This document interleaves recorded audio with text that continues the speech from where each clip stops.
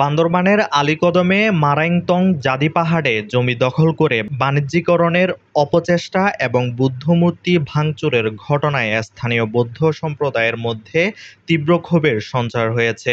রবিবার ২ শতাধিক বৌদ্ধ ধর্মাবলম্বী নারী পুরুষ উপজেলা পরিষদের সামনের সড়কে মানববন্ধন কর্মসূচি পালন করেন।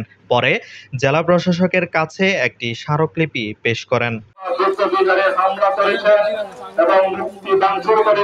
মানববন্ধনে বক্তারা এই ঘটনার সাথে জড়িতদের বিরুদ্ধে কঠোর আইনি ব্যবস্থা গ্রহণের দাবি জানান। বৌদ্ধ ধর্মাবলম্বীরা অভিযোগ করেন, লামা উপজেলা শিক্ষক উথুয়াই মারমাজয় ও ব্যবসায়ী অকজাস মামুন সাঙ্গু মৌজার হেডম্যানকে প্রভাবিত করে মারাংতং জাদির জমি দখল করে সেখানে বাণিজ্যিক রিসোর্ট তৈরির চেষ্টা করছেন। এর ফলস্বরূপ জাদির পবিত্রতা নষ্টের পাশাপাশি গত ২১ মে একটি নির্মাণাধীন বুদ্ধমূর্তি ভাঙচুরের ঘটনা ঘটায় স্থানীয় ধর্মপ্রাণ মানুষের ধর্মীয় অনুভূতিতে আঘাত হানে।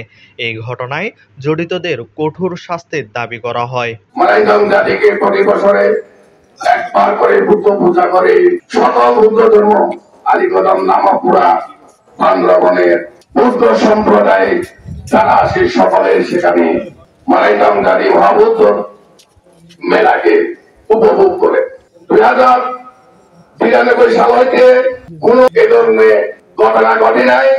আজ ২০২৫ সালে এসে চম্পক হেডম্যান নামে একজন উনি ভূমি দর্শক, উনি পুরা মুজাকে বিক্রি করে খাওয়ার জন্য চেষ্টা করতেছে।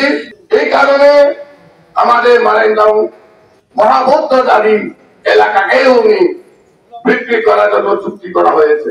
সেই প্রেক্ষিতে উনি আমার নির্মাণাধী বুদ্ধ মূর্তিকে ২১ তারিখ উনি ভাঙচুর করে ওনাদের সন্ত্রাসী বীরভূষিজনকে নিয়ে মারাংতং মহাবৌদ্ধ মূর্তিকে ভাঙচুর করা হয়েছে।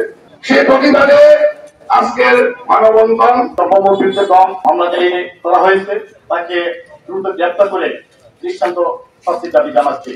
Permission parmi umpam sering yang kono kawainya yuk sikso sikiani pergi berawal parang perusahaan makin kani yung pihak dari umpam sering yang ada desk report, Chattogram news.